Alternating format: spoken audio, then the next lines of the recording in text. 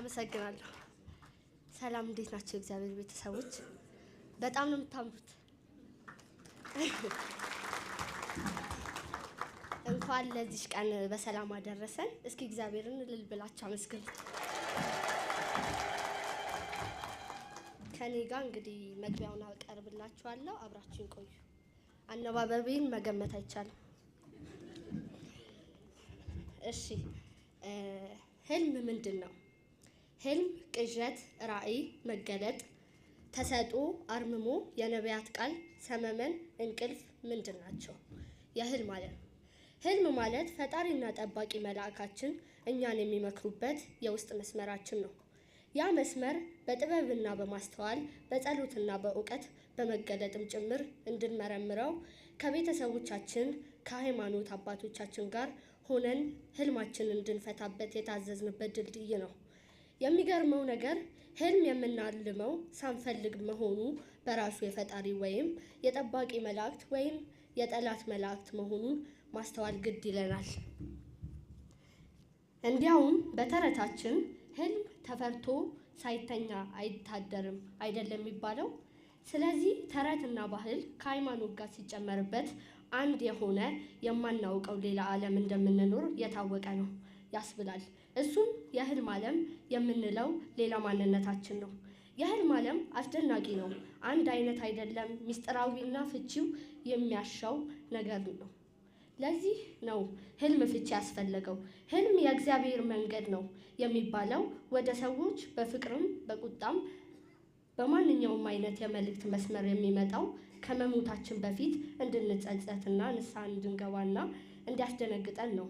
ፈጣሪ በህልም ያጽናናል፣ ያስፈራራል፣ ይመልሰናል፣ አንዳንዴም ይቀጣናል። የማይቀርልንን ጉዳይ አሳይቶ ተቀበል በሚል ግዳጅ የሚመጣውን ጊዜና እውነታ እንድንጋፈጠው ቀድሞ ያዘጋጅልናል። የህልም ዓለም የሚከሰተው የስጋችን ንቃት በተዳከመ ሰዓት ነው የሚገለጠው። በአንጻሩ የነፍሳችን ጉልበት የሚያይለው በእንቅልፍ ሰዓት ስለሆነ ስጋ ሆይ አርፈተኛ በተባለበት ሰዓት ነፍስ ብድግ ብላ ስጋን ታስተምረዋለች፣ ትመክረዋለች፣ እውነተኛውን ገጽታ ልታሳየው ትጥራለች። ስለዚህ ህልም ውስጥ የምናየው ነገርና በግድ የመጣብን ሁሉ አቅደን የገባንበት ወይም አስበን የሰራነው ድራማ አይደለም።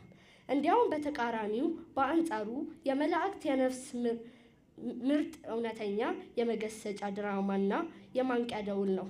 በተጨማሪም በዚህ መሃል ጠላት ዲያብሎስ ተሻምቶ ይህንን ጣቢያ ለመቆጣጠር እየተፋለመ ሲያገኘው የተሳሳተ መረጃ በማቀበል ይረብሸናል። ስለዚህ እኛ ራሳችንን ሆንን ከምንኖረው የህይወት መስመር በስተጀርባና በፊት ለፊት ወይም በጎናችን ወይም በአጠቃላይ በዙሪያችን ከብዙ ረዳትና ጠላት የተከበብን መሆናችንን የምንረዳው በህልምና በራዕይ ነው። ህልም፣ ራዕይ፣ መገለጥ የሚባሉ የሰማይ ቤት መስሪያ ቤቶች ናቸው። መላእክት በዚህ ድርጅት ውስጥና በትወና በኃላፊነት በተለያየ አይነት የተከታታይ ድራማ፣ አጭር ፊልም ትወና የተካኑ ናቸው። እውነተኛ ድራማ የእውነተኛ መረጃ ባለቤት ስለሆኑ በሚያቀብሉን ድርሰት መጠራጠር የለብንም። ድርሰቱ የህይወት ትርጉም ያለው ነው። አንድ ምሳሌ ልንገራችሁ። አንድ ሰው ተኝቶ ያየውን ራዕይ በሶስት መስመር ልግለጽላችሁና ይህንን ሁሉ ትወና ማን ሰራው ብላችሁ አስቡ። ህልሙ ይህ ነው።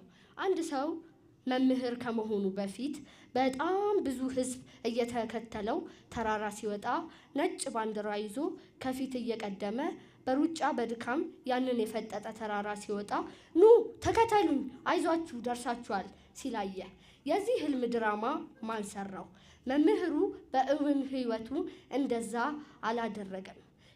ህዝቡም በእውን ህይወቱ እንደዛ ተራራ አልወጣም። ነጭ ባንዲራ ይዞ ተከተሉኝ ብሎ ተራራ መውጣት ምንድን ነው ብሎ እንዲጠይቅ ያስገድደው ይሆናል። ግን ከዛ ሁሉ በፊት መቅደም ያለበት ጥያቄ ተራራውን ሲወጣ የነበረው መምህርና ያ ሁሉ ህዝብ ከየት የመጡ ናቸው?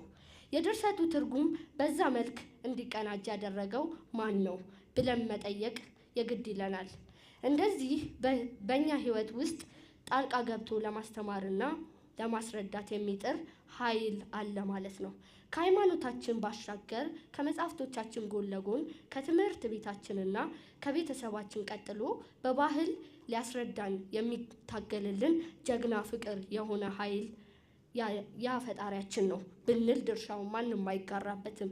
በመላእክት እያስጠበቀ በፀሐይና በዝናብ እየመገበ በእውቀት እያሳደገ ለዘላለማዊ ሕይወታችን የሚያሰለጥነን በዚህ ዓላማችን የጦር ካምፕ ውስጥ በተሰጠችን ዕድሜ መንፈሳዊ ወታደርነታችንን በድል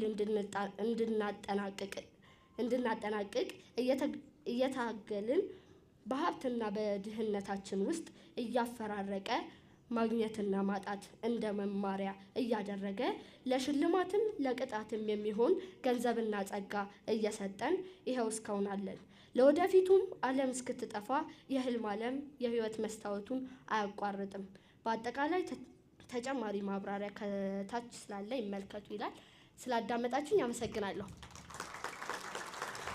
ቆይ ይህንን መጽሐፍ የጻፍነው እኔና ዘቢብ ነን። ከአጀንዳ ላይ ወደ ኮምፒውተር የገለበጥ ነው ማለት ነው። እና ይሄ መጽሐፍ ተጽፎ ካለቀ በኋላ አባዬ ወይም መምህር ለኤዲት አድርጎ ጨርሶት ለማሳተም ዝግጁ ሲሆን አጅሬው ወይም ደግሞ እኛ አጅሬው የምንለው መንፈሱ ግማሹን አጥፍቶበት ነበርና ደንግጠን ነበር ሁላችንም። ያው እሱ በሱባኤ ጠይቆ ይሄ መጽሐፍ ድጋሚ ጽፌው ከጠፋ አልተፈቀደልኝም ማለት ነው ብሎ ነበር ያለው። ሱባኤ ገብቶ ይኸው ለዚህ በቅቷል። እግዚአብሔር የተመሰገነ ይሁን። አሁን እኔን ህልም ፍቺ ብትሉኝ እፈታለሁ። አባዬ አልሰማም አሉ እና ይሄ ማለት እናንተ ቤት ይሄ መጽሐፍ ከገባ ሁላችሁም ለጎረቤት፣ ለዘመድ፣ ለአዝማድ ህልም ፈቺ ናችሁ ማለት ነው። አመሰግናለሁ።